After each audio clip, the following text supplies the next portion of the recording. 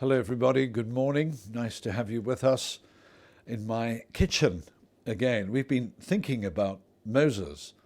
One of the wonderful and lovely descriptions of Moses is given to us not in Exodus but in the book of Numbers, chapter 12 and round about verse 3, where it says, "Now Moses was a very humble man.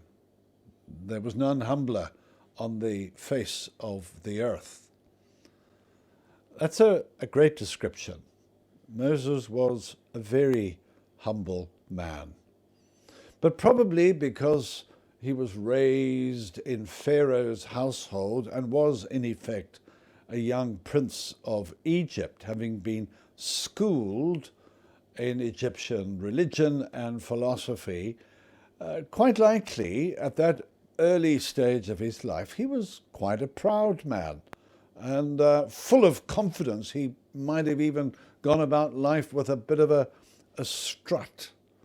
And yet, as you remember, something happened. He killed an Egyptian. He was in exile in the desert. And that desert experience, following his dreadful, dreadful mistake, proved a baptism of fire in the sense that it purified Moses from all those qualities in his life that were really unhelpful. And that's sometimes what happens after a difficult period of one's life. One has opportunity to think, and in the desert, Moses had lots of opportunity to think about his life.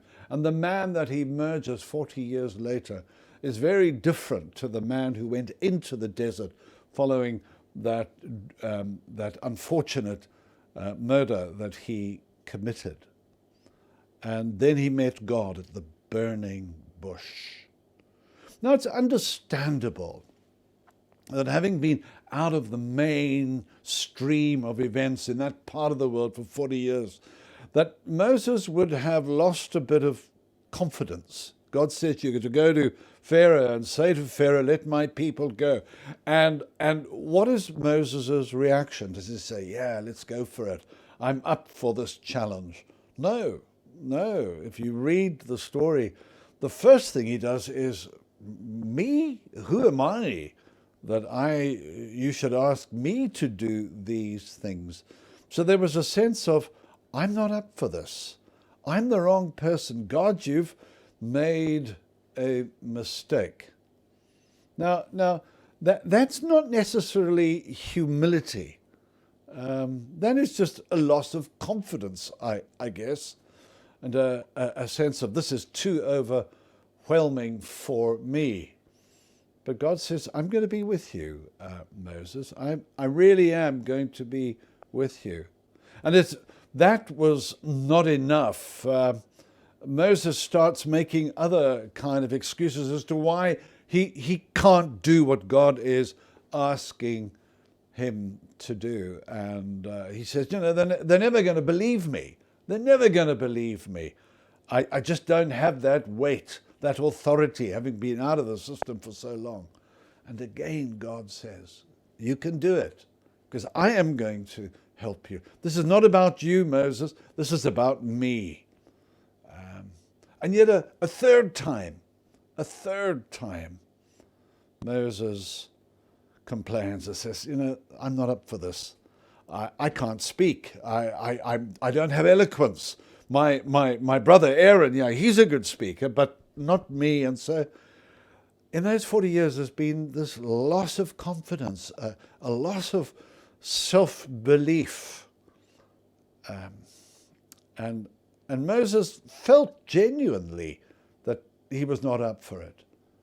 But the humility lies not in that loss of self-confidence. The humility lies in him reaching to that point where he says, in effect, not I, but God. I'm not going to be able to do this in my own strength, but I will do it, Lord, because I know you will go with me. Now that's humility. You remember that poem, and I don't even know it's a poem, maybe it's a hymn. Not I, but Christ be honoured, loved, exalted. Not I, but Christ be seen, be known, be heard. Not I, but Christ in every look and action. Not I, but Christ in every deed and word.